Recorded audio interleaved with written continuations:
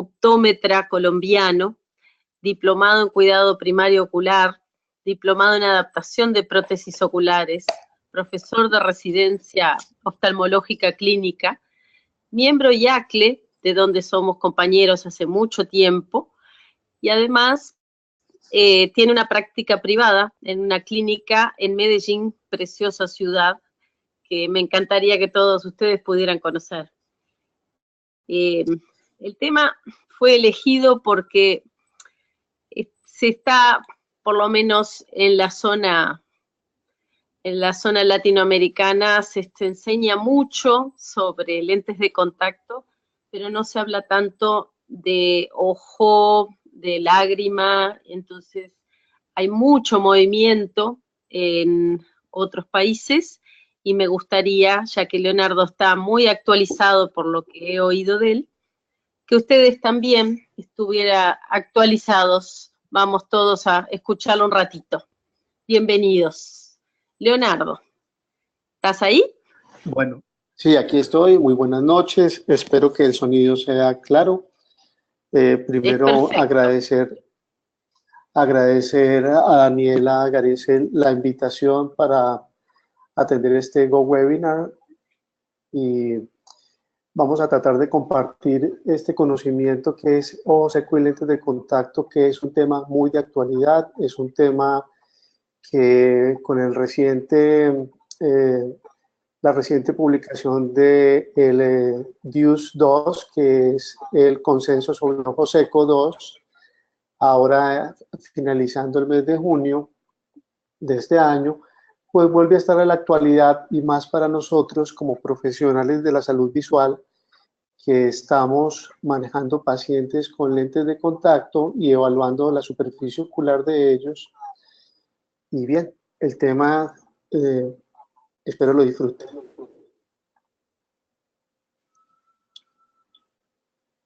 Desde hace algún tiempo, entonces, la incomodidad al uso del lente de contacto es un problema que se experimenta con frecuencia en usuarios de lentes de contacto. Algunas estimaciones sugieren que hasta la mitad de los usuarios de lentes de contacto pueden experimentar problemas en el uso de los mismos con cierta frecuencia y magnitud. Esta es una condición que afecta a millones de usuarios de lentes de contacto en el mundo. Aproximadamente el 16% de los pacientes que usan lentes de contacto pueden experimentar un abandono en el uso y es una tasa de deserción que no ha cambiado en más de 20 años, según estudios que nombro aquí en la parte inferior. ¿Cuál es el objetivo de esta conferencia, de este webinar? Conocer un poco las interacciones que los lentes de contacto tienen con la superficie ocular y la película lagrimal,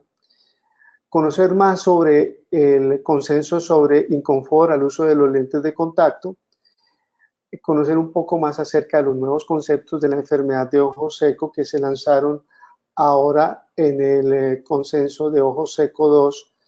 en junio de este año, y la interacción entre el ojo seco y los lentes de contacto. Un poco para ponernos en contexto, los consensos que han habido sobre ojo seco fue el DIUS hace 10 años, el DIUS 1 en el 2007, posteriormente la enfermedad, el consenso sobre enfermedad de glándulas de Meibomian o disfunción de glándulas de Meibomian, posteriormente en el 2015 el consenso sobre disconfort o incomodidad al uso de los lentes de contacto y recientemente el DIUS-2. Vamos a hacer un poco una breboca sobre la definición que hay para ojo seco y incomodidad al uso de lentes de contacto. Cuando hablamos de incomodidad, inconfort al uso del lente de contacto, es una condición que se caracteriza por la aparición de sensaciones oculares adversas, episódicas, persistentes, relacionadas al uso de los lentes de contacto. que pueden estar asociadas o no con la alteración de la visión y que reducen la compatibilidad entre el lente de contacto, su entorno ocular, conduciendo a una disminución en el tiempo de uso y muchas veces ocasionando la deserción. Hablábamos en la diapositiva de introducción que hasta un 16% de los usuarios de lentes de contacto en el mundo hacen deserción de los mismos y en 20 años esta tasa no ha variado.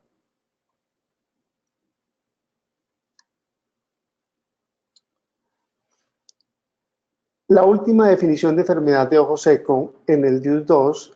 es que es una enfermedad de origen multifactorial de la superficie ocular que se caracteriza por la pérdida de la homeostasis de la película lagrimal,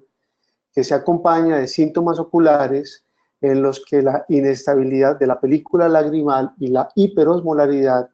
la inflamación y el daño de la superficie ocular asociado a anomalías neurosensoriales juegan papeles etiológicos muy importantes dentro del rol de la enfermedad de ojo seco. Entonces, volviendo al inconfort y al consenso de inconfort del uso de lentes de contacto, ocurre después del periodo inicial de adaptación a nuevos lentes de contacto, ocurre mientras se usan y se mitigan las sensaciones oculares adversas al eliminar su uso, y los signos físicos visuales pueden estar presentes o no en el acompañamiento de las sensaciones oculares adversas. Este consenso de inconfort al uso de lentes de contacto que salió en el 2015, salió porque no había un consenso en los especialistas que adaptaban lentes de contacto, oftalmólogos, optómetras y ópticos, ni en la normalización en las comunidades científicas y clínicas sobre la caracterización del trastorno, su definición, clasificación, epidemiología, la fisiopatología, la influencia que los materiales y los diseños de los lentes de contacto tienen en el mismo, asimismo los sistemas de mantenimiento de los lentes de contacto, y cómo hacer que la comunidad científica pusiera más atención en la parte de diseño de ensayos clínicos conducentes a hacer más investigación en esta anomalía, en esta patología. Es importante entender otros términos hablando de ojo seco y lentes de contacto. Primero, que el ojo seco muchas veces no es una preexistencia antes de la adaptación de los lentes de contacto, ¿sí? Entonces es un ojo seco relacionado al uso de los lentes de contacto cuando el uso del lente genera una exacerbación de la condición preexistente, ¿sí? Y muchas veces esta condición preexistente del ojo seco, como les mencionaba, puede alborotarse o puede volverse mucho más predominante su sintomatología y signos cuando el paciente usa los lentes de contacto.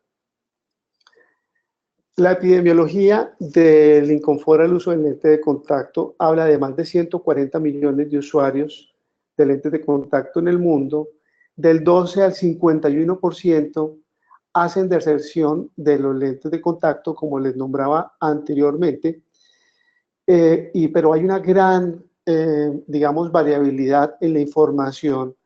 de esta deserción y depende de muchos de los estudios que a continuación vamos a ver.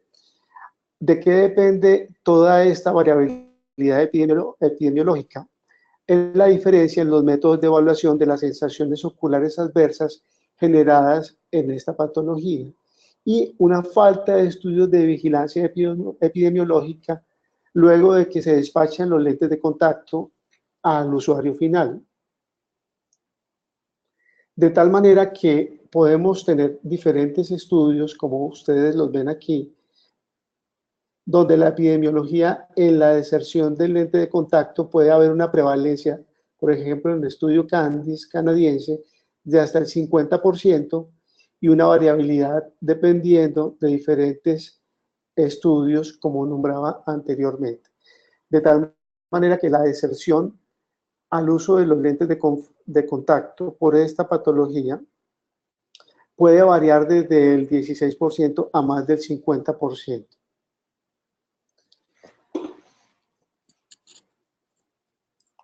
El consenso sobre Inconfort al uso de lente de contacto dedicó una parte muy importante a su clasificación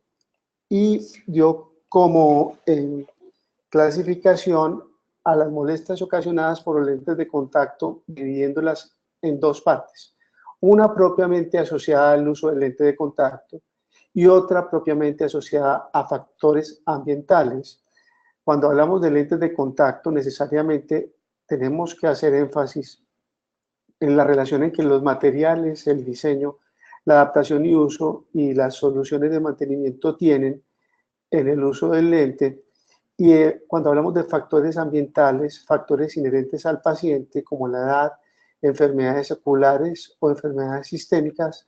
factores que propiamente son del uso modificables del paciente, por ejemplo, si cumplen o no con los medicamentos que se le ordenan, el entorno ocular, que hace énfasis a la estabilidad lipídica o lagrimal o del parpadeo, y el ambiente externo como la humedad, la calidad del aire. Esto lleva a que muchos de los pacientes tengan una progresión en el inconfort al uso del lente de contacto, que puede empezar con molestias visuales mínimas, luego reducción de las horas de uso y de la comodidad del lente, reducción de las horas totales de uso, suspensión temporal o la deserción permanente o abandono al uso de los lentes de contacto. Hablábamos, como lo veíamos en la diapositiva, sobre la clasificación en la parte de materiales, diseños y adaptación, que más o menos el mercado de hoy, el 90% de los lentes de contacto que se adaptan en el mundo pueden ser lentes de contacto blandos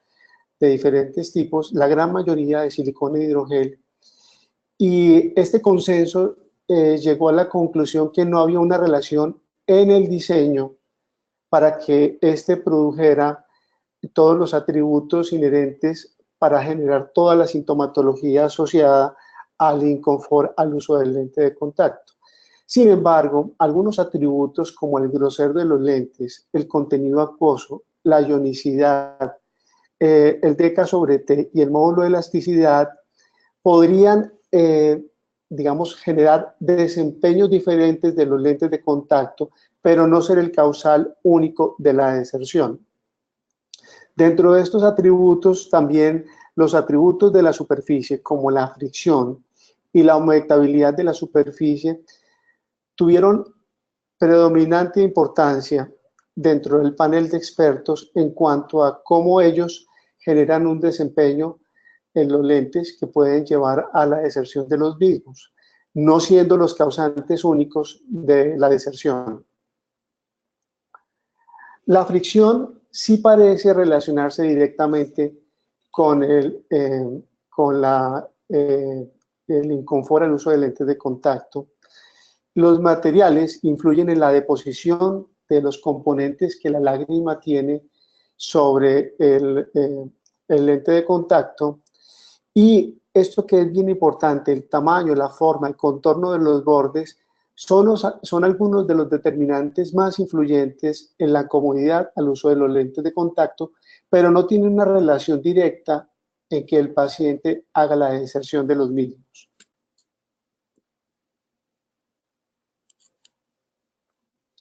Aquí vemos cómo en el consenso de inconfort al lente de contacto, el coeficiente de fricción,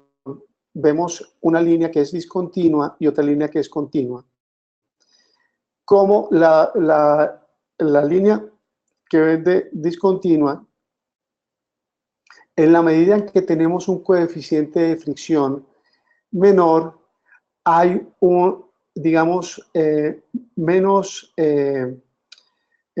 confort en la media relacionada con el uso del lente de contacto. Entonces, Brennan y colaboradores evaluaron este coeficiente versus la fricción y encontraron estos hallazgos que hacen pensar que el coeficiente de fricción es un determinante muy importante en la deserción en el uso de los lentes de contacto, o al menos en la aparición de los síntomas de aquellos pacientes que pueden experimentar incomodidad en el uso. De allí que el reemplazo frecuente se volvió un determinante. El consenso coincidió que el aumento de la frecuencia de reemplazo programado de los lentes es ideal para la salud ocular. Asimismo, mejora la comodidad y aunque es difícil definir un programa de reemplazo ideal para todos los pacientes, sí se dieron cuenta que era determinante el reemplazo frecuente en los momentos que las diferentes casas comerciales dan como atributo a cada uno de sus lentes. Y por lo tanto, el reemplazo diario se convirtió en la forma más ideal. Desafortunadamente, para nuestro caso en Latinoamérica, es todavía algo utópico que nuestros pacientes lo utilicen por los costos que conlleva y por la cultura que tiene nuestra comunidad latinoamericana en el reemplazo frecuente. Muchas veces por la falta de educación que nosotros le damos a nuestros pacientes.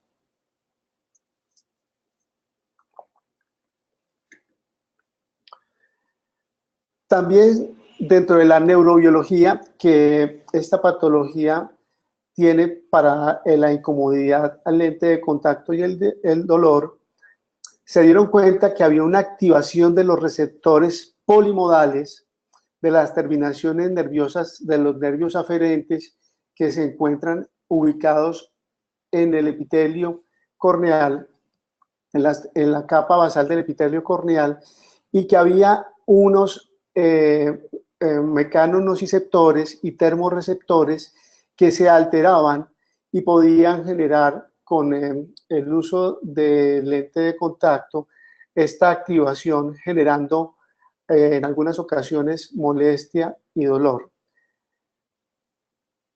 Entonces encontraron que había un factor de crecimiento que se llama la neurotrofina, aumentado en aquellos pacientes que habían hecho deserción de los lentes de contacto, que ya tenían incomodidades y sintomatología, y que esta sustancia estaba implicada en el mantenimiento y la supervivencia de las neuronas simpáticas sensoriales ubicadas en las terminaciones que mostramos en la diapositiva anterior, y su aumento sugería que los nervios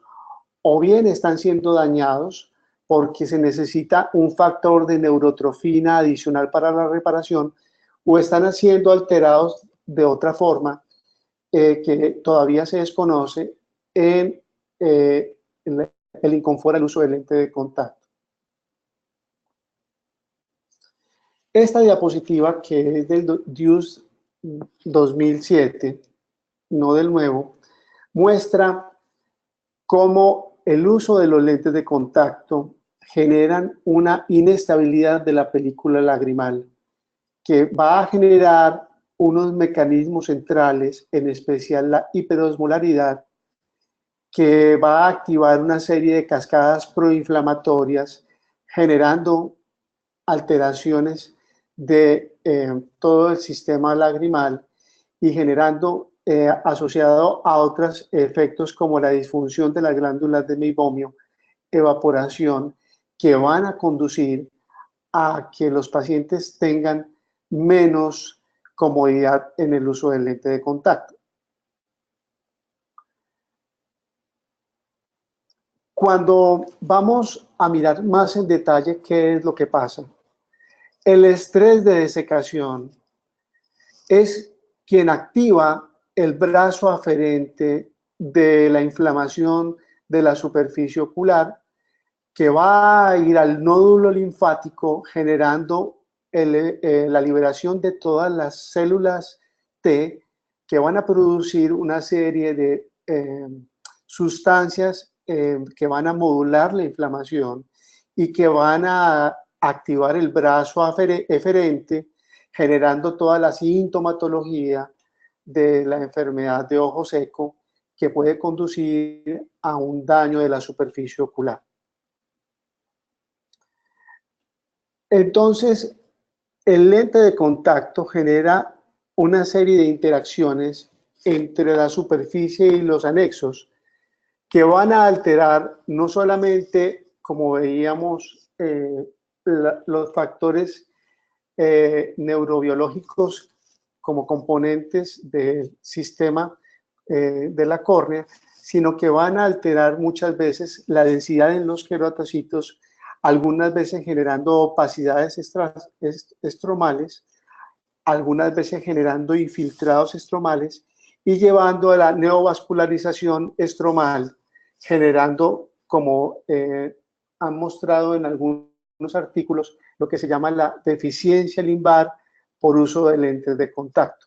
Y esto genera el inconfort al uso del lente de contacto que lleva a la deserción de los mismos.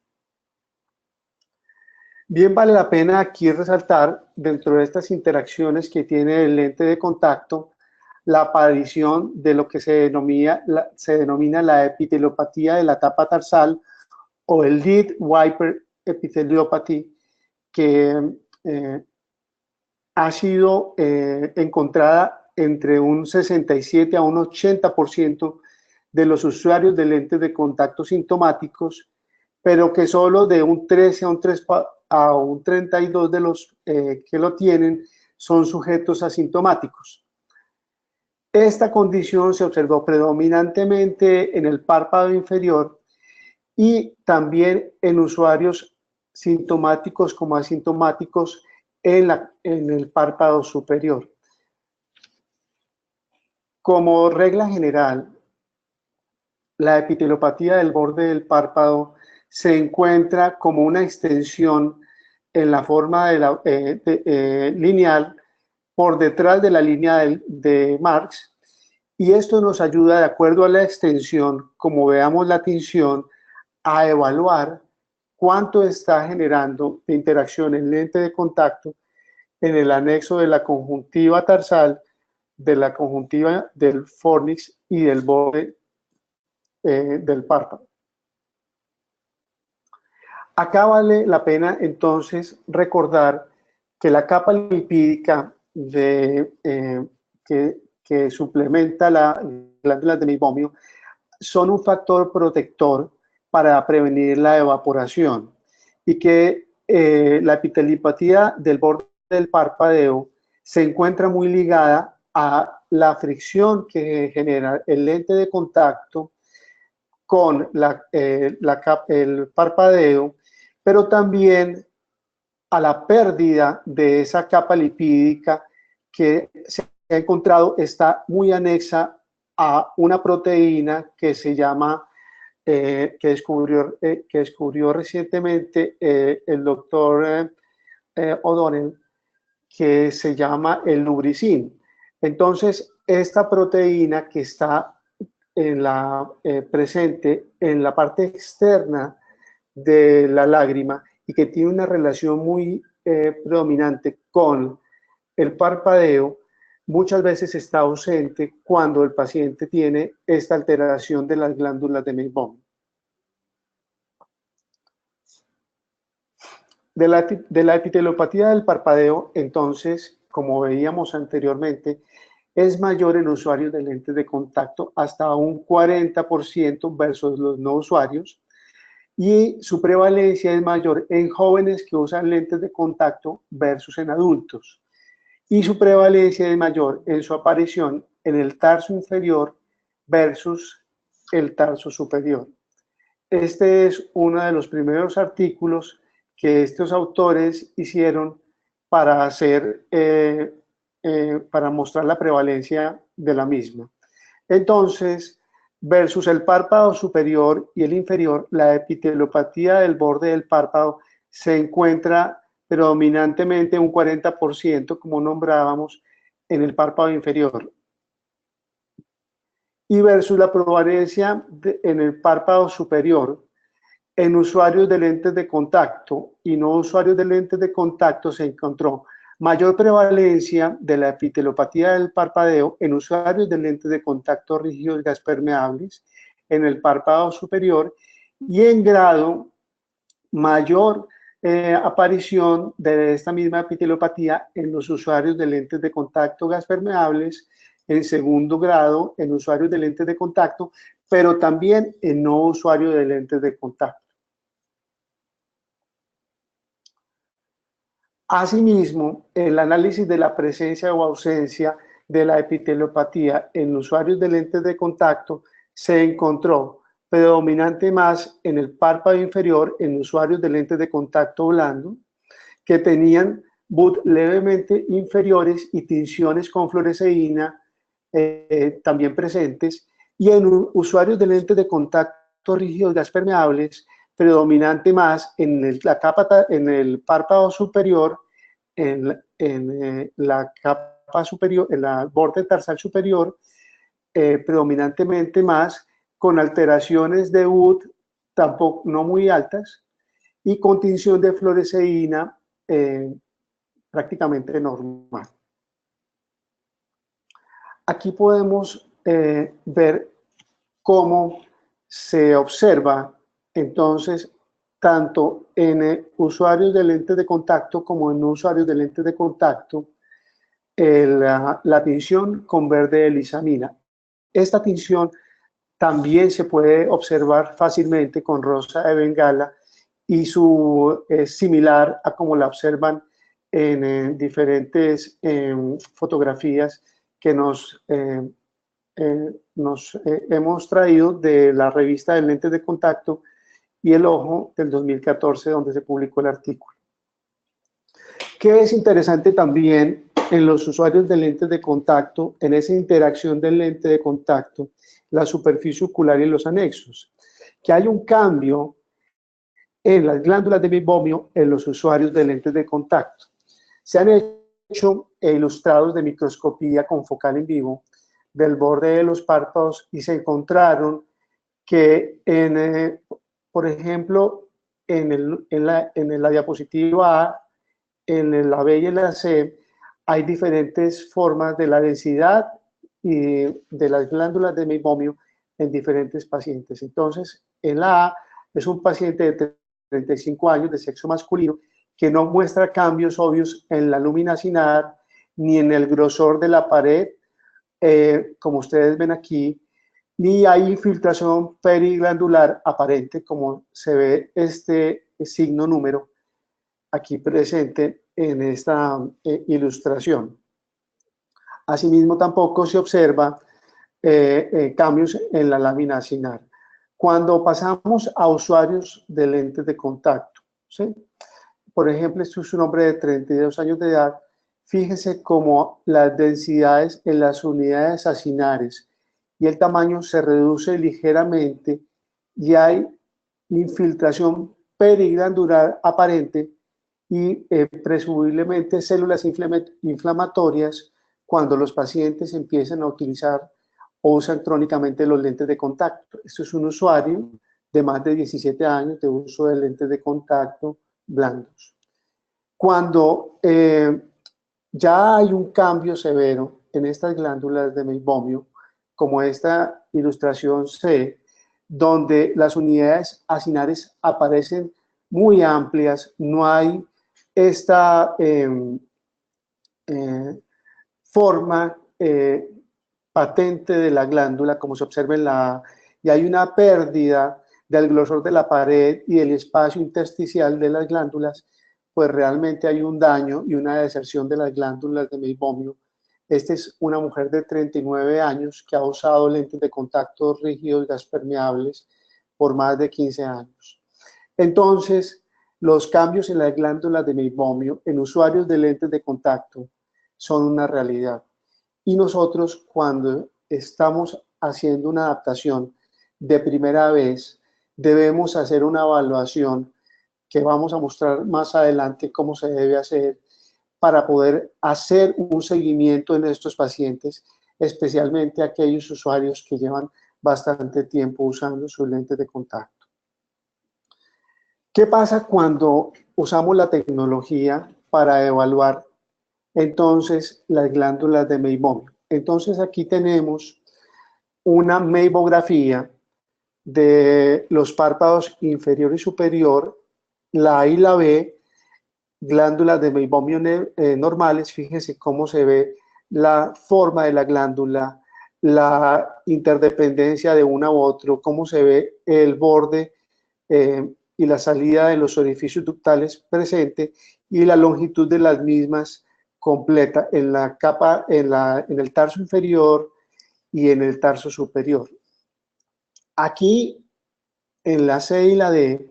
encontramos un varón de 37 años de edad que había utilizado lentes de contacto rígidos gas permeables por más de 17 años. Y fíjese, la conjuntiva tarsal superior, las glándulas de meibomio ya están ausentes. Fíjense cómo es en la parte normal, en la meibografía, y fíjense aquí cómo se observa una deserción de las glándulas de meibomio. ¿Sí? Asimismo, se observa un acortamiento o distorsión de las glándulas de meibomio del párpado inferior. Fíjese cómo es lo normal, fíjese en el usuario de lentes de contacto rígidos gas permeables de más de 17 años. Y aquí en el E y en el F es una mujer de 32 años que ha utilizado lentes de EMA por más de 13 años y en general se observa un acortamiento de las glándulas de meibomio tanto del tarso superior como del tarso inferior. Fíjese en el sujeto que tiene las glándulas normales versus el sujeto o la mujer que ha usado lentes de contacto blandos de EMA por más de 13 años. Entonces hay una deserción, hay un daño, un acortamiento en el borde libre y por supuesto esto se va a reflejar en una disposición menor de la capa lipídica en la superficie de la lágrima y en la superficie ocular, porque este daño de las glándulas de meibomio se traduce en menos disposición del meibum, que es la sustancia que se aplica en la superficie de la capa lagrimal para prevenir la evaporación de la lágrima. Dentro de las interacciones de los lentes de contacto con la película lagrimal,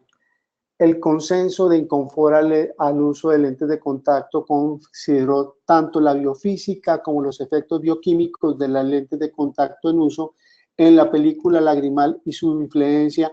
en el malestar y en la sintomatología. Y no olvidemos que el lente de contacto divide in situ la película lagrimal en un pre y un post lens y creando nuevas interfaces con el entorno ocular. Esto provocó una serie de cambios en la composición de la película lagrimal, resultando en una película lagrimal menos estable en la superficie frontal de la lente y cambios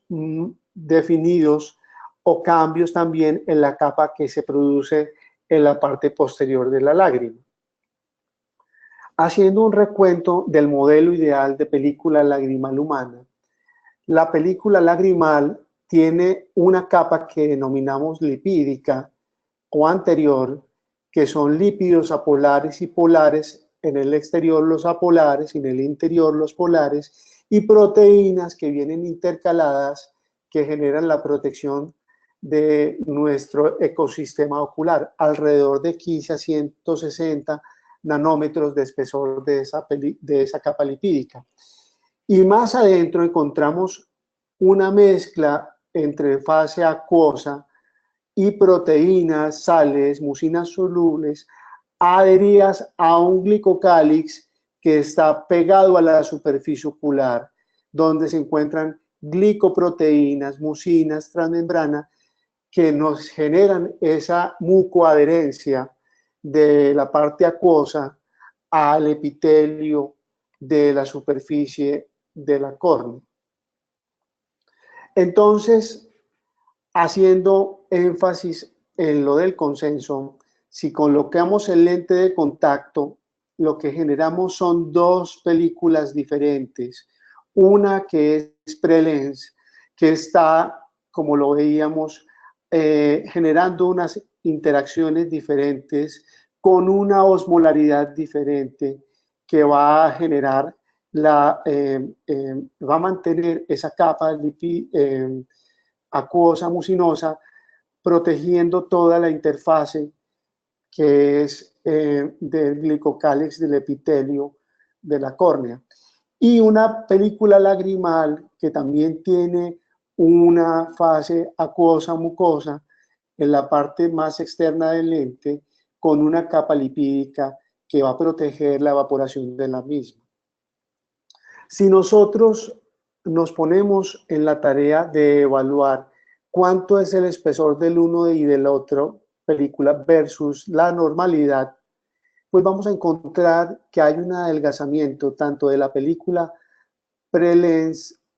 como de la película que está por debajo del lente de contacto, y esto, como nombraba el consenso, va a generar una serie de interacciones diferentes a lo que es la normalidad de la lágrima en el no usuario del lente de contacto. Entonces, la evaporación de la película lagrimal es un factor desencadenante que genera una serie de sintomatología y que es fundamental en el inconfort al uso del lente de contacto. Porque esa evaporación, no olvide, va a generar cambios en la osmolaridad y la homeostasis de la superficie de la lágrima y de la superficie ocular, que va a generar como consecuencia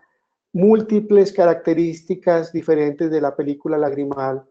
y sus interacciones. Aquí, por ejemplo, podemos mirar cómo la interferometría muestra cómo se produce una inestabilidad de la película prelente, que es diferente a lo que normalmente es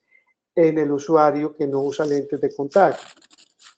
Y esta interacción puede ser diferente no solamente en los diferentes materiales de los lentes de contacto, sino entre un ojo y el otro.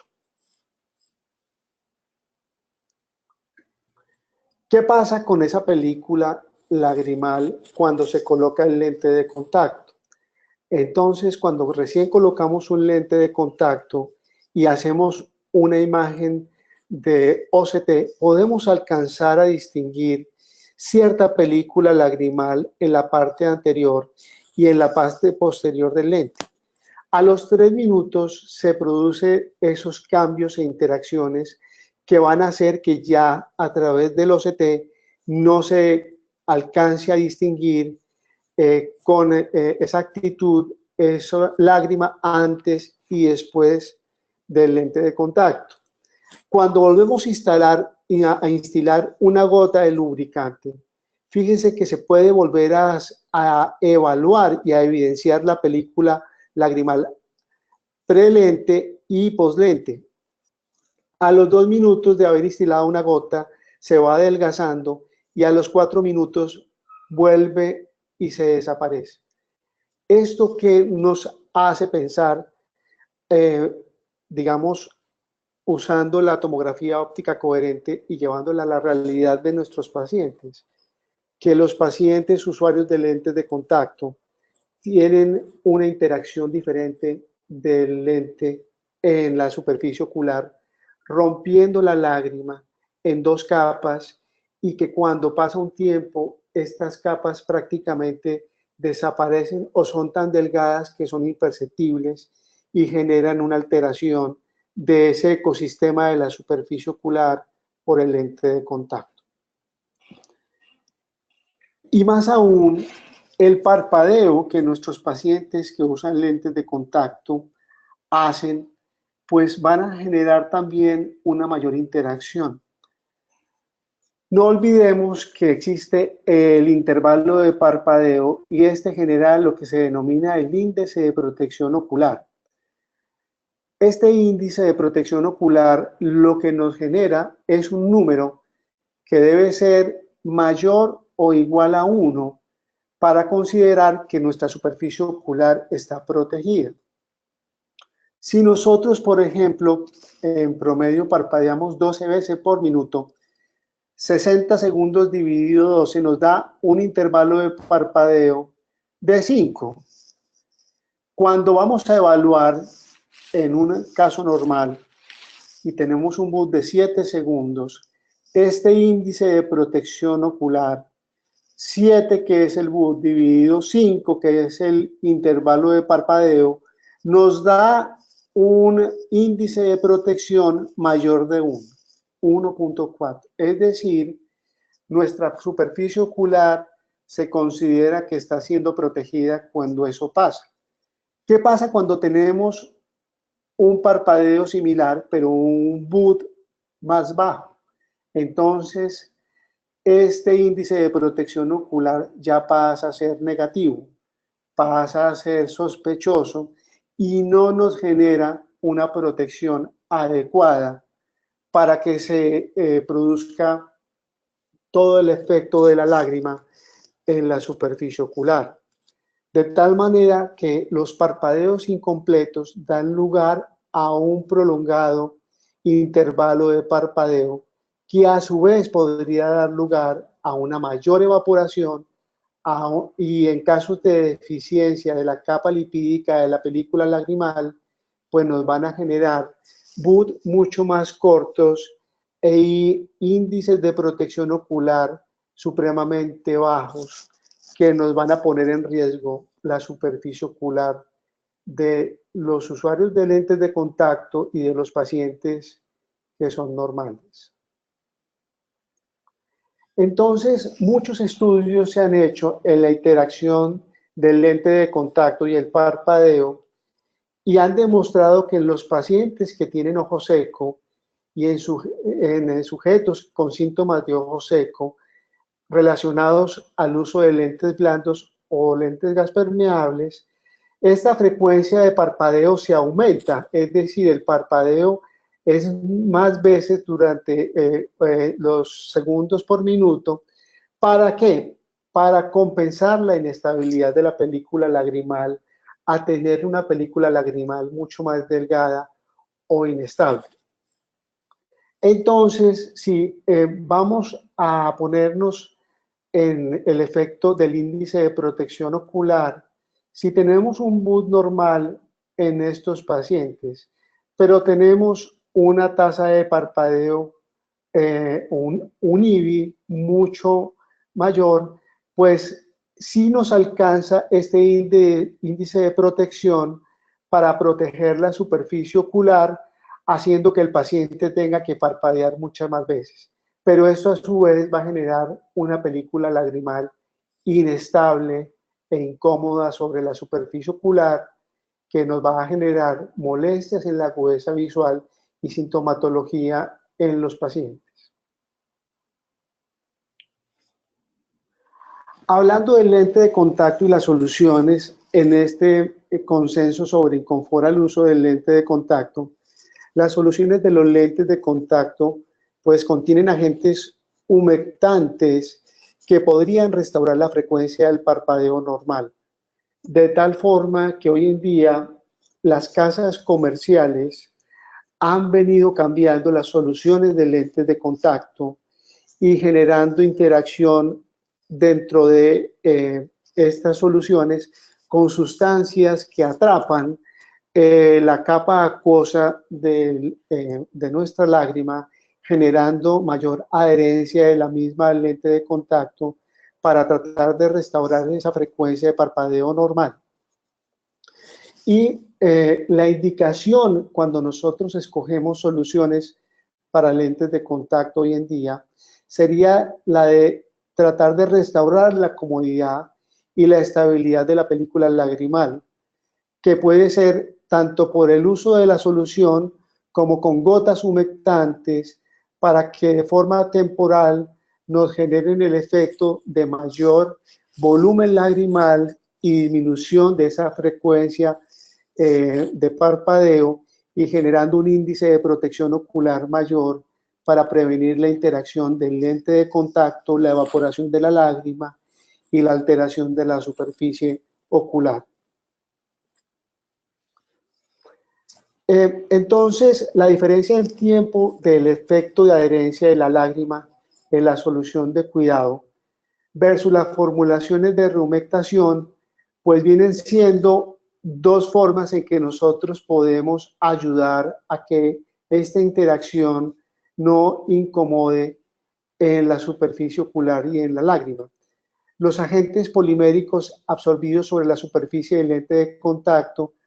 ayudan, pero también el tiempo de residencia de la lágrima en la superficie ocular en comparación con los colirios lubricantes para los ojos nos pueden ayudar a que se retenga más la lágrima, especialmente esa capa pre-lente de contacto, para prevenir la evaporación, el estrés de desecación y el desencadenamiento de toda esa cascada proinflamatoria cuando se genera alteración de la homeostasis de la lágrima y de la superficie ocular. Vamos a hablar aquí un poco sobre hoy en día cuáles son los mecanismos centrales que generan la enfermedad de ojo seco y cómo no solamente el uso del lente de contacto, sino en general estos mecanismos afectan la superficie ocular y la lágrima. Entonces la hiperosmolaridad, desde el 2007, cuando se hizo el primer reporte sobre el consenso de ojo seco, se sabía que era uno de los mecanismos centrales que generaban cambios que podían desencadenar alteraciones inflamatorias en la superficie ocular. Asimismo, como vimos, la inestabilidad de la lágrima, tanto por el uso de lentes de contacto como en general en los no usuarios de lentes de contacto, pueden generar cambios en ese microecosistema de la superficie ocular. Y los principales impulsores de la enfermedad de ojo seco son estos dos mecanismos, la hiperosmolaridad y la inestabilidad de la lágrima.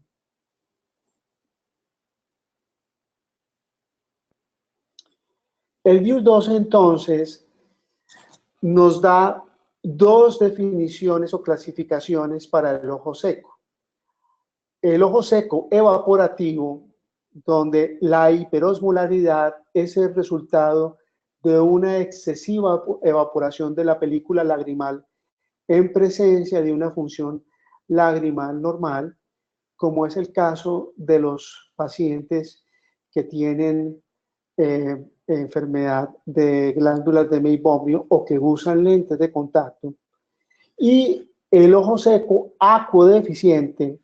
que es la hiperosmolaridad resultante por la reducción en la cantidad de la secreción de la lágrima en presencia de una tasa normal de evaporación lagrimal. Entonces tenemos dos tipos de ojo seco: el ojo seco evaporativo y el ojo seco acuodeficiente. ¿En qué patologías entonces están presentes particularmente estos dos tipos de ojo seco? El ojo seco evaporativo, particularmente la disfunción de las glándulas de Meibomian, secundaria a la enfermedad obstructiva de las mismas glándulas de Meibomian, secundario a blefaritis anterior, a enfermedades sistémicas dermatológicas como la rosácea, la dermatitis atópica y a otras enfermedades que pueden afectar particularmente las glándulas de Meibomian, o asociado a falta de vitamina A un corto boot a la enfermedad iatrogénica, por ejemplo, en el uso de lentes de contacto, o a la enfermedad alérgica asociada, versus el ojo seco acuodeficiente está muy ligado al síndrome de Sjögren, asociado a enfermedades sistémicas como la artritis reumatoidea, la poliarteritis nodosa, el lupus eritematoso sistémico y otra serie de enfermedades de origen autoinmune que van a generar una deficiencia en la producción de la glándula lagrimal, disminuyendo el volumen acuoso de la lágrima y generando una serie de eventos adversos asociados a la evaporación, en el caso del ojo seco evaporativo, o asociados a la poca cantidad acuosa que se genera por inflamación de la glándula lagrimal en este tipo de enfermedades sistémicas. Entonces, el mecanismo de hiperosmolaridad consiste en una disminución por evaporación o por menos capa acuosa que hace que las sales disueltas en la lágrima dañen esa glicocálix y esa superficie epitelial, generando un mayor aumento de la hiperosmolaridad y generando un daño directo en la superficie ocular.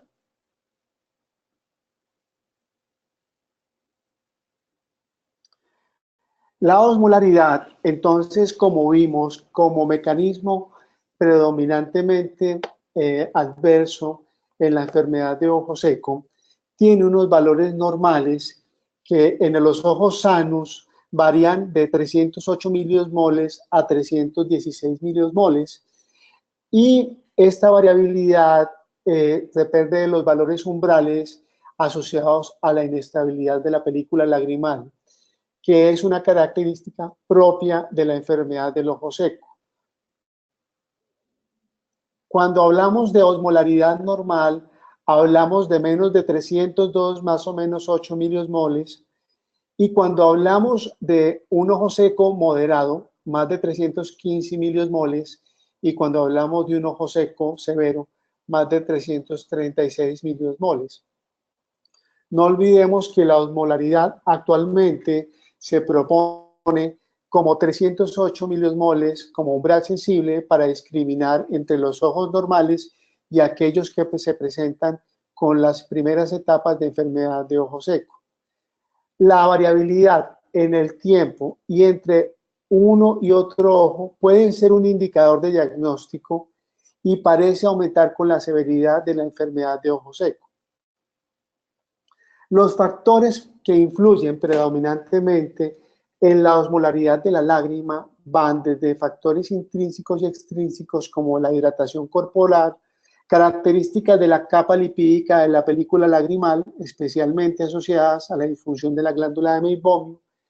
el ancho de la apertura palpebral, el intervalo del parpadeo, la estabilidad de la película lagrimal y las condiciones ambientales. En cuanto a la hidratación corporal, las lágrimas al despertar son ligeramente hipotónicas, su tonicidad va aumentando a lo largo del día debido a la evaporación de la película lagrimal, y hay una relación directa entre la hidratación del cuerpo medida como la osmolaridad plasmática y la osmolaridad de la lágrima. Ambas se encuentran elevados en pacientes con enfermedad de ojo seco. La osmolaridad lagrimal sigue a la osmolaridad plasmática en sujetos con deshidratación sistémica.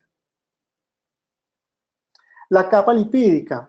Entonces, la evaporación de la lágrima depende de la calidad y el grosor de la capa lipídica, que se expresa a través de la expresión del Meibomian en ojos normales y conducen a un engrosamiento de esa capa lipídica y a la reducción de la evaporación en individuos sanos, como en pacientes que tienen enfermedad de ojo seco. Cuando esta calidad o integridad de la capa lipídica de la película lagrimal es deficiente, la pérdida por evaporación se aumenta y, por supuesto,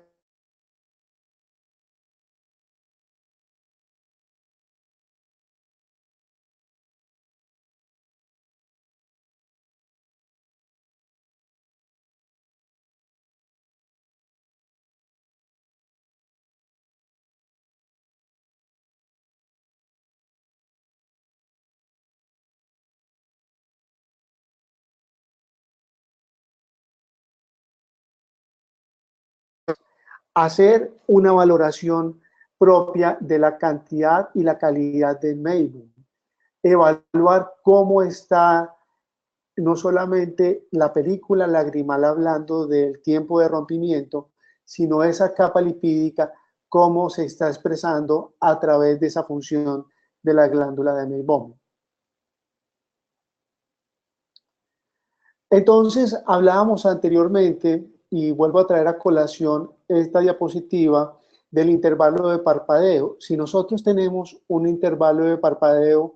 alterado y una capa lipídica alterada, pues el índice de protección ocular va a estar muy bajo y vamos a empezar a tener hiperosmolaridad por efecto evaporativo.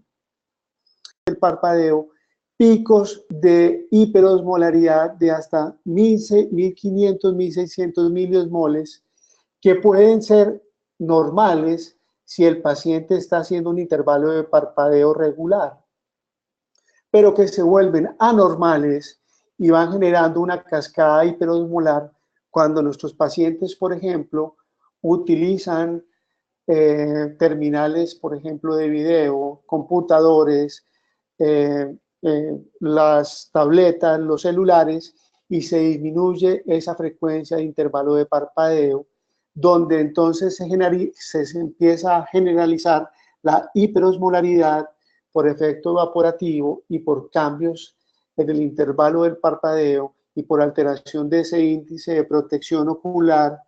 asociado a rompimientos lagrimales más cortos, alteraciones de las glándulas de meibomio e intervalos de parpadeo. Todo se va a juntar y va a generar una cadena que nos va a desencadenar junto con el medio ambiente condiciones adversas que van a facilitar la evaporación y que van a ayudar a que se genere esa hiperosmolaridad. En el 2007, el DIUS de aquella época nos puso como mecanismo central la hiperosmolaridad. El DIUS 2017, 10 años después de investigación, 10 años después, nos muestra también cómo si tenemos una alta evaporación y una baja fluido por cambios en el parpadeo, pues se nos van a generar el mecanismo de hiperosmolaridad que va a generar una cascada de eventos donde la inestabilidad de la película lagrimal es un factor predominante junto con la hiperosmolaridad, y asociado a disfunción de la glándula de meibomio nos van a generar capas lipídicas inestables que nos van a generar toda esta cascada de eventos adversos. Si a esto generamos ambientes con baja humedad, aumento de la velocidad del viento, altas temperaturas, pues vamos a tener mayor evaporación que va a generar más inestabilidad de la película lagrimal y el mecanismo de hiperosmolaridad que nos van a generar finalmente la activación de una serie de sustancias proinflamatorias que van a activar el nódulo linfático y van a activar la llamada el llamado activación eferente, con una serie de daños en la superficie ocular para compensar toda esta cadena de eventos adversos que se generan por la hiperosmolaridad.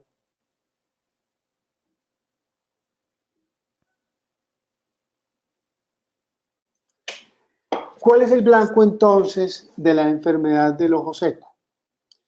Cuando hablamos de enfermedad de ojo seco acuodeficiente, pues el blanco es la glándula lagrimal, la infiltración de las células inflamatorias de los conductos y de los acinos, que conlleva a una pérdida de las células miopitelales, de los acinos glandulares, de los acinos ductales, como ustedes ven aquí, y van a generar un daño, una muerte y una autofagia de las glándulas, del material que está en la glándula de meibomio, generando un daño propio de la misma. Pero a nivel de las glándulas de meibomio, la enfermedad de ojo seco va a estar muy como blanco en la obstrucción de los orificios ductales que nos van a generar dilatación y exerción de las glándulas de meibomio, como lo vimos anteriormente en otras diapositivas, y también en la córnea generando los queratopatías punteadas epiteliales por una alteración propiamente de la protección de la superficie ocular queratitis filamentaria o queratoconjuntivitis límbica superiores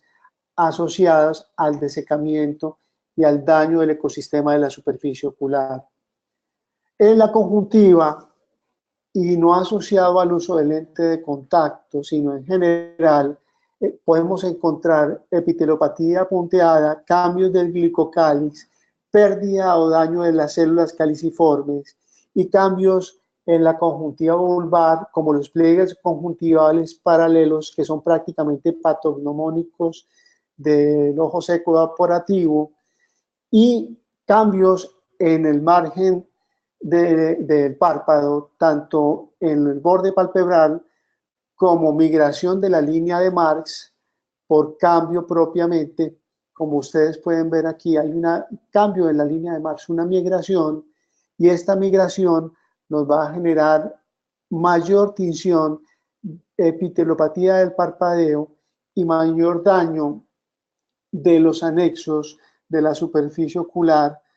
como blanco de la enfermedad de ojo seco de ambos tipos. ¿Cuál debe ser entonces cuando vamos a adaptar lentes de contacto o cuando vamos a hacer un diagnóstico de estos pacientes con enfermedad de ojo seco? Idealmente, nosotros deberíamos tener un protocolo diagnóstico que se inicie con cuestionarios, el estudio de la superficie ocular a través de las tinciones vitales con fluoresceína o verde lisamina, un estudio juicioso de la capa lipídica,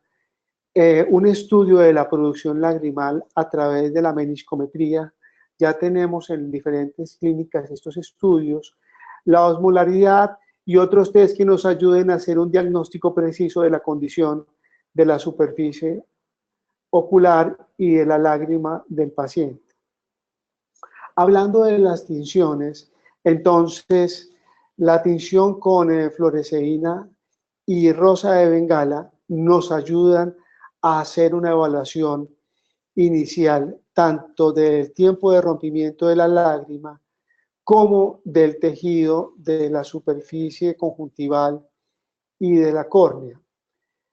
Lo ideal para hacer un BUT, un tiempo de rompimiento ideal, sería el uso de micropipetas con 2 microlitros de fluoresceína al 1%, para que sea totalmente fiable y pudiera ser repetible y así poder hacer una evaluación siempre igual. El problema es que nosotros nunca utilizamos la fluoresceína de esa manera, sino que nosotros usamos la tirilla completa de fluoresceína disuelta en solución salina, o muchas veces esa tirilla la cortamos en 2, 3 o 4 pedacitos, y lo que estamos haciendo es una de la fluoresceína irregular. Y pues el BUT, si bien es una medida, no nos va a hacer siempre el mismo cuando lo estemos haciendo en el mismo paciente. De tal manera que lo ideal sería hacer una estandarización de la cantidad de fluoresceína que colocamos para hacer estos exámenes en la superficie de la lágrima. La rosa de Bengala, que para mí es fundamental como armamentario en la evaluación de la superficie ocular de los pacientes a los cuales les vamos a colocar lentes de contacto y que estamos evaluando para enfermedad de ojo seco, debe ser una herramienta que todos deberíamos tener en nuestros consultorios, y si no la rosa de Bengala, el verde del lisamín. En Colombia, ninguna de estas dos sustancias tienen registro de INVIMA. Sin embargo, se consiguen preparaciones magistrales para hacer las tinciones. Y aquí podemos ver en esta diapositiva cómo un usuario de lentes de contacto, al retirarse su lente de contacto, justo donde llega el borde del lente, nos hacen estas tinciones que nos ayuden a ver cómo el lente de contacto en su diseño genera una interacción bien importante en la superficie ocular. El mismo usuario de lente de contacto, otra fotografía de su otro ojo. Entonces, cuando vamos a enrolar un paciente para el uso de lentes de contacto, deberíamos hacer un cuestionario en nuestra clínica para informar los síntomas, no solamente subjetivos, sino que nosotros podemos colocar a través de estos cuestionarios de manera objetiva durante la anamnesis y así poder estandarizar y cuantificar estos síntomas. Para tal fin, cuando nosotros vamos a enrolar un paciente al uso de lentes de contacto, deberíamos hacer estos cuestionarios que se consiguen en internet y que miden tanto los síntomas visuales como otros que afectan la superficie ocular asociados con la enfermedad de ojo seco. Estos cuestionarios nos ayudan a evaluar el impacto en la función cotidiana y la calidad de vida relacionada con la salud del paciente y con los síntomas de ojo seco. Uno de estos cuestionarios es el OSDI. El OSDI es el índice de enfermedad de la superficie ocular y es el cuestionario más utilizado por los clínicos para hacer ensayos clínicos asociados a enfermedad de ojo seco. Este OSDI mide la frecuencia de experimentar síntomas desencadenantes ambientales y la calidad de vida relacionada con la visión. Otros cuestionarios también establecen mayor validez versus el OSDI y en recientes publicaciones han demostrado ser mejor, especialmente cuando hablamos de cómo son los síntomas del paciente durante todo el día, ¿sí? Pero resulta que el DIUS-2 sugiere en este último consenso que el OSDI, debido a su establecimiento fuerte en el campo de la investigación, o el DEQ5, debido a su longitud corta y capacidad discriminativa de los síntomas durante el día, pues son los dos cuestionarios que nosotros deberíamos utilizar y especialmente el OSDI antes de adaptar a los pacientes a lentes de contacto.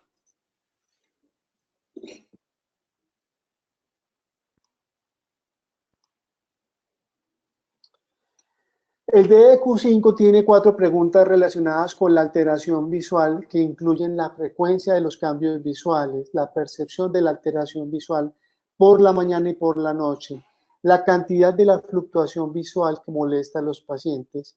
ya que muchos de los síntomas visuales suelen aumentarse en la intensidad durante el día y sugiere que las condiciones de ojo abierto podrían afectar la progresión de los síntomas. Nosotros, por ejemplo, en usuarios de lentes de contacto, podríamos utilizar el DEQ5 en los usuarios durante el día de lentes de contacto y mirar cómo las condiciones del uso del lente de contacto y la interacción con la superficie ocular van cambiando durante el día para poder tipificar mejor el inconfort al uso del lente de contacto y en algunos casos la deserción de los mismos, como vimos anteriormente. Infortunadamente, el DEQ5 es un cuestionario que no ha sido todavía puesto al español. Y esto, para los usuarios en Latinoamérica que queremos dar una valoración de la sintomatología del usuario de lente de contacto asociado a la superficie ocular, pues todavía no lo tenemos tipificado en español y tendríamos que hacer una traducción del cuestionario y aparte de eso tendríamos que hacer una validación. Y esto, cuando hablamos de, por ejemplo, Colombia, donde para hacer una validación de un cuestionario, pues hay que hacer una serie de estudios, o a nivel de Latinoamérica se convierte en un cuestionario que es ideal pero que no se presta en el momento actual para su uso de manera fácil y consecutiva en Latinoamérica. Entonces, hablando del DEQ5 como cuestionario ideal para la tipificación de la sintomatología durante el día, un estudio que utilizó este DEQ5 encontró que el 10% de los pacientes con enfermedad de ojo seco no es Sjögren y el 30% de los pacientes con síndrome de Sjögren se quejaban de visión alterada durante el día. Entonces, este cuestionario nos ayuda a entender mejor y a tipificar mejor la sintomatología del paciente con enfermedad de ojo seco durante el día. Es el ideal. Dentro de este protocolo de diagnóstico, entonces, nosotros deberíamos hacer al menos una meiboscopía para evaluar las glándulas de meibomio y hacer una graduación al menos cuantitativa en los pacientes que vamos a adaptar con lentes de contacto o que han hecho la deserción de los lentes de contacto. Esta graduación de la meiboscopía se hace de grado 0 a 4, donde podemos, por ejemplo, evaluar 6 glándulas, digamos, de las normales, versus las 24 que representan la normalidad de las glándulas de meibomio en el párpado superior e inferior. Si nosotros de estas 6 glándulas que cogemos nos van a representar alrededor del 25% de las mismas, vamos a poder evaluar la deserción según los grados cuando encontremos la valoración a través de la transiluminación directa a través de la lámpara de hendidura con un transiluminador, contando el daño de las glándulas de meibomio o si las glándulas de meibomio están presentes. Grado 0 si no hay deserción de estas 6 glándulas. Grado 1 cuando tenemos el 25% de deserción de las glándulas de meibomio, evaluando 6 glándulas. Grado 2 cuando tenemos el 50% de la deserción. Grado 3 cuando hay un 75% de la deserción de estas glándulas. O grado 4 si al hacer la transiluminación no vemos glándulas de meibomio presentes. Aquí otra fotografía haciendo la valoración de la meiboscopía con un transiluminador y lámpara de hendidura. Pero ya tenemos la meibografía, que es un examen mucho más expedito y que la tecnología hoy en día no lo trae, que nos permite observar la silueta de la estructura morfológica de la glándula de meibomio con luz infrarroja y un dispositivo de carga acoplado infrarrojo, y que nos da escalas de puntuación diferentes que han denominado el Meibos Score y que nos ayudan también a evaluar el espesor de la capa lipídica, por ejemplo, medido a través del LipiView, y que está relacionado con el área de la glándula meibomiana determinada por la meibografía. Entonces acá podemos ver diferentes grados de deserción a través del Meibos Score que nos ayudan a entender mejor y de una manera mucho más expedita con este examen la pérdida o deserción de las glándulas de meibomio en usuarios o no de lentes de contacto. Este examen tiene una sensibilidad de hasta el 85% y una especificidad del más del 97% para el diagnóstico de la disfunción de glándulas de meibomio. Y un estudio que comparó los ojos normales con los afectados por disfunción de la glándula de meibomio obstructiva por Sullivan y colaboradores en el 2017 nos arrojó que la especificidad podía ser hasta el 97% en el diagnóstico, como les decía, de la disfunción de glándulas de Meibomian. Aquí entonces vemos una glándula de Meibomian y aquí podemos evaluar la deserción de la glándula de Meibomian a través del examen. Otras fotografías de meibografías infrarrojas normales versus la deserción de las mismas. Y acá les traigo un caso de una paciente que tiene una disfunción de glándulas de Meibomian y en el ojo izquierdo está utilizando una prótesis ocular. Sí, señores, una prótesis ocular. Fíjense que este examen nos ayuda a tipificar no solamente la capa lipídica, como ya vamos a ver a continuación, sino nos da el grado de cantidad del menisco lagrimal, haciéndonos una meniscometría del estado de la superficie ocular del paciente. Aquí vemos cómo nos muestra la cantidad de capa lipídica presente en los pacientes. Aquí vemos en el ojo usuario, en el ojo no usuario de lentes de contacto normal, cómo hay una disminución de esa capa lipídica. Y aquí vemos en el usuario de lentes de contacto cómo se ve una distribución más uniforme, pero hay menos lípidos presentes en el ojo protésico. Acá vemos cómo la meibografía nos ayuda a diagnosticar a través de este examen, que es como una fluorescencia sin fluoresceína, todas las alteraciones con filtro amarillo que se pueden ver en esta paciente en su ojo sano por la alteración de la capa lipídica por disfunción de la glándula de Meibomian. Y acá vemos en el ojo derecho cómo hay una deserción tanto de las glándulas de Meibomian en algunas partes, como un acortamiento severo. Este es el párpado superior. Acá en el párpado inferior, deserción de las glándulas de Meibomian y acortamiento severo de las mismas en una paciente que era miope, que usó lentes por más de 17 años y que fue intervenida posteriormente con implante de lente intraocular. Este es el ojo izquierdo de la misma paciente,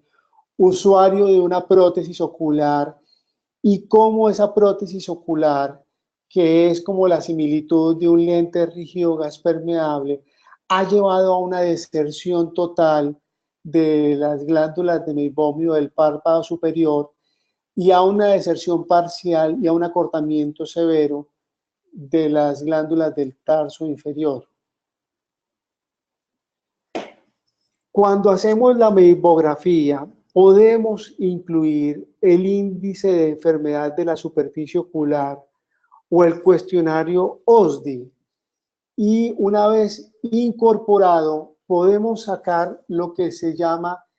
el Jarvis Report. Esto básicamente lo que nos muestra es un pentágono que en su parte más externa es de color verde y en su parte más interna es de color rojo, y que en sus aristas no representa la irritación, la meibografía, la altura del menisco lagrimal, el DEQ, que es el cuestionario que le hemos hecho al paciente. Por ejemplo, aquí hicimos el OSDI, y el tiempo de rompimiento lagrimal propiamente de los anillos por reflejo de la meibografía. Y esto lo que nos ayuda es a entender en una sola gráfica cómo, por ejemplo, en el ojo derecho, esta paciente prácticamente tiene una alteración muy severa en su superficie ocular, y en el ojo izquierdo, que es el usuario del lente de contacto, de la prótesis ocular, perdón, el BUT parece estar normal. Claro, no hay irritación porque la irritación es por la prótesis. El menisco lagrimal se ve bastante grande, pero hay una alteración en la sintomatología y en la mamografía, como vimos anteriormente. Esto nos ayuda a concluir como examen que la mamografía, a través de equipos como este que es el Keratograph y a través del Jarvis Report, nos pueden ayudar a mirar qué tipo de ojo seco es predominante el del paciente. Este es un ojo de predominio evaporativo asociado a una disfunción severa de las glándulas de meibomio, principalmente en el ojo izquierdo. Claro, es que el ojo izquierdo es una prótesis ocular donde hay una deserción de glándulas del 100%. Y nos puede también, cuando lo ordenamos como examen, dar una ayuda de cómo podemos direccionar el tratamiento y el manejo del ojo seco de este paciente, esté o no asociado al uso del lente de contacto. Ya para terminar, me cabe invitarlos a hacer una evaluación de todo el segmento anterior, en especial de la superficie ocular y de la película lagrimal, antes de la adaptación de los lentes de contacto. Porque, como vimos, la interacción del lente de contacto con la superficie ocular es una realidad, pero nosotros debemos, antes de adaptar los lentes de contacto, prevenir y proporcionar una información muy exacta de cuál va a ser el desempeño del lente de contacto en un paciente determinado. Casi siempre cuando el paciente tiene un dropout de uso de lente de contacto, es decir, cuando hay una deserción del lente, le echamos la culpa a esa lente.